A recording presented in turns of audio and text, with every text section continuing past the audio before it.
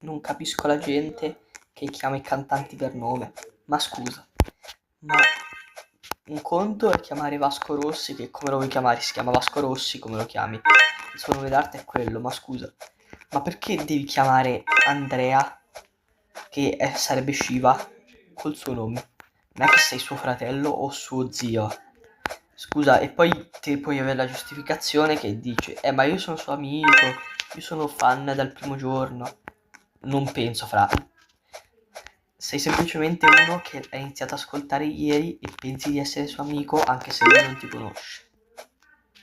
Quindi, sinceramente, non capisco questa gente, perché è come se io ti dico: ma fra, l'hai visto il film di Giacomo?